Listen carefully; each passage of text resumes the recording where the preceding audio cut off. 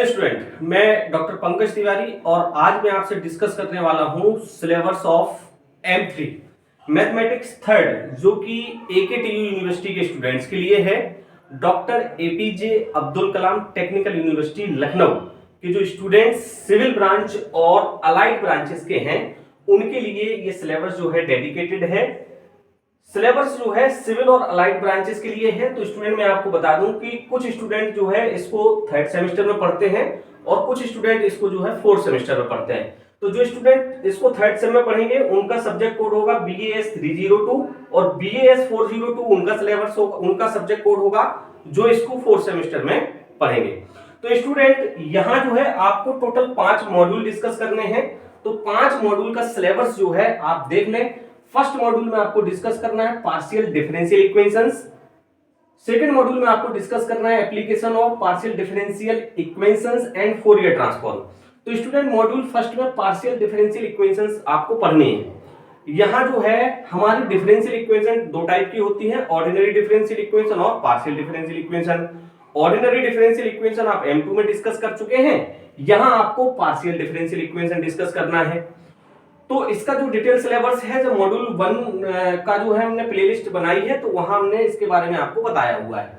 Module second में आपको पढ़ना है application of partial differential equations.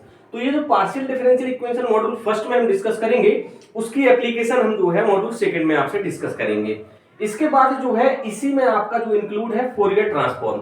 तो यहाँ एप्लीकेशन के साथ साथ आपको फोरियर ट्रांसफॉर्म भी डिस्कस करना है। स्टूडेंट मॉड्यूल थर्ड के अंदर स्टैटिकल टेक्निक्स आएंगी। तो स्टैटिकल टेक्निक्स जो है कौन कौन सी होंगी, इसमें जो है डिटेल सिलेबस हम जो है मॉड्यूल थर्ड में आपसे डिस्कस करेंगे।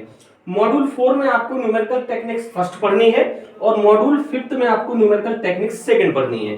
तो ये जो है फर्स्ट टेक्निक और सेकंड टेक्निक्स, तो फर्स्ट सेकंड मॉड्यूल 4 कंटिन्यू करेगा, मॉड्यूल 5 कंटिन्यू करेगा मॉड्यूल 4 को। क्लियर है? तो यहाँ जो चीजें कुछ पढ़ लेंगे आप न्यूमेरिकल मेथड की और कुछ चीजें आप मॉड्यूल 5 में पढ़ेंगे। तो स्टूडेंट मैं यहाँ क्या करने वाला हूँ कि मॉड्यूल वाइज आपको प्लेलिस्ट यहाँ प्रोवाइड कराने वाला हूँ। मैं मॉड्यूल फर्स्ट की प्लेलिस्ट आपको सेपरेटली दूंगा, सेकंड की अलग दूंगा, थर्ड की अलग दूंगा, 4 की अलग दूंगा और 5 की अलग दूंगा। आज ये जो प्लेलिस्ट के लिए मैं जो डिस्कशन आपसे कर रहा हूँ वो मैं कर रहा हूँ आपसे मॉड्यूल 4 के लिए।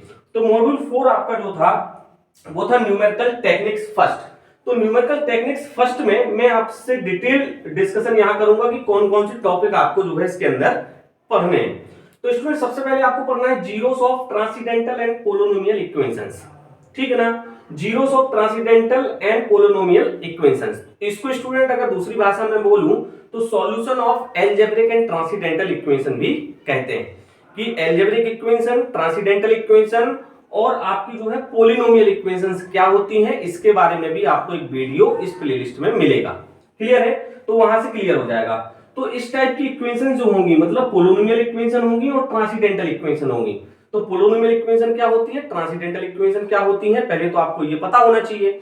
तो उस टाइप की इक्वेशन जो है आपको बाइसेक्शन मेथड से सॉल्व करनी है, रेगुलर फाल्सी मेथड से सॉल्व करनी है। तो रेगुलर फाल्सी मेथड को हम फाल्स पोजीशन मेथड के नाम से भी जानते हैं। तो यहाँ आपको बाइसेक्शन मेथड इसके अंदर डिस्कस करना है और इसके अंदर आपको रेगुलर फाल्सी मेथड डिस्कस करना है। एक मेथड आपको और डिस्कस करना है जो कि है न्यूटन रैप्सन मेथड। इसको हम न्यूटन रैप्सन मेथड कहते हैं या NR मेथड। क्लियर है? तो न्यूटन रैप्सन मेथड भी आपको डिस्कस करना है। मतलब zeros of transcendental and polynomial equation के अंदर आपको 3 मेथड पढ़ने हैं, बाइसेक्शन मेथड, रेगुलर फाल्सी मेथड और न्यूटन रैप्सन मेथड। इसके बाद स्टूडेंट मोस्ट इंपोर्टेंट टॉपिक आपका आएगा रेट ऑफ कन्वर्जेंस।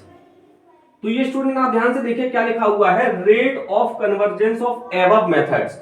मतलब आपने 3 मेथड ऊपर डिस्कस किए हैं, बाइसेक्शन, रेगुलर फाल्सी और न्यूटन रैप्सन। तो इन तीनों के रेट ऑफ कन्वर्जेंस भी आपको डिस्कस करने हैं कि तीनों मेथड के रेट ऑफ कन्वर्जेंस होते क्या है और इनको निकालते कैसे हैं। क्लियर है? चलिए इसके बाद स्टूडेंट आपको डिस्कस करना है इंटरपोलेशन। तो इंटरपोलेशन यहाँ 2 टाइप से आपको डिस्कस करना है, एक होता है इक्वल इंटरवल के लिए, एक होता है अनइक्वल इंटरवल के लिए।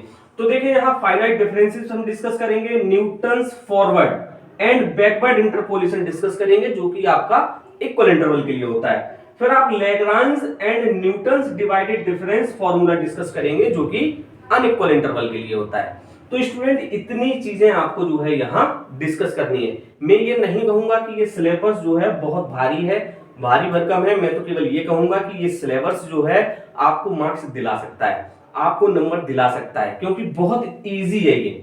बाकी की जो यूनिट्स आपकी हैं उन यूनिट से काफी हल्का सिलेबस है आपके मॉड्यूल 4 का और मॉड्यूल 5 का।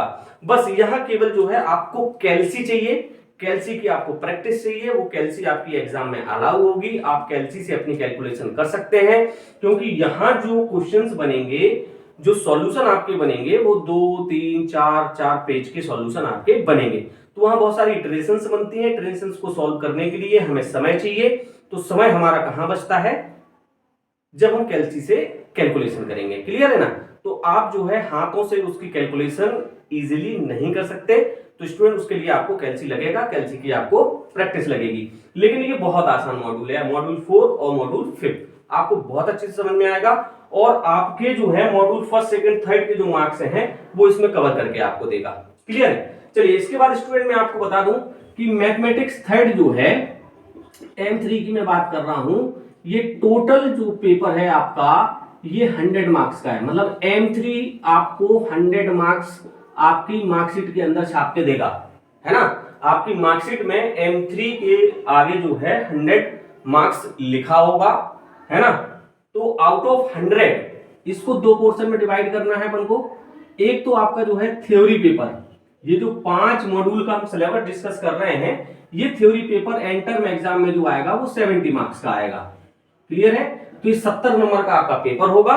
बाकी के 30 नंबर आपको जो मिलेंगे वो आपको मिलेंगे बेटा सेशनल से। किससे मिलेंगे? सेशनल से, है ना? तो टीचर यहां इंपॉर्टेंट है। क्लियर है? सेशनल से 30 मार्क्स मिलेंगे, और 30 मार्क्स को भी हमने 2 पोर्शन में डिवाइड किया है कि आपका जो मिड टर्म होगा, जो टेस्ट होगा इंस्टीट्यूट के अंदर, उसके जो है 20 मार्क्स रहेंगे, और जो टीचर आपको असाइनमेंट देगा उसके 10 मार्क्स रहेंगे। तो ये 20 10 मिला के 30 होगा, और 30 70 मिला के ये 100 होगा। Clear student? तो आई होप स्टूडेंट आपको ये वीडियो पसंद आया होगा। मैं उम्मीद करता हूं कि ये प्लेलिस्ट आपके लिए यूजफुल होगी। अगर आपको ऐसा लगता है कि ये प्लेलिस्ट आपके लिए यूजफुल है तो चैनल को सब्सक्राइब कर लीजिए, वीडियो को लाइक कर लीजिए, और अपने दोस्तों के साथ इसको शेयर कर दीजिए, और बने रहें, देखते रहें NRT school of mathematics. Thank you guys.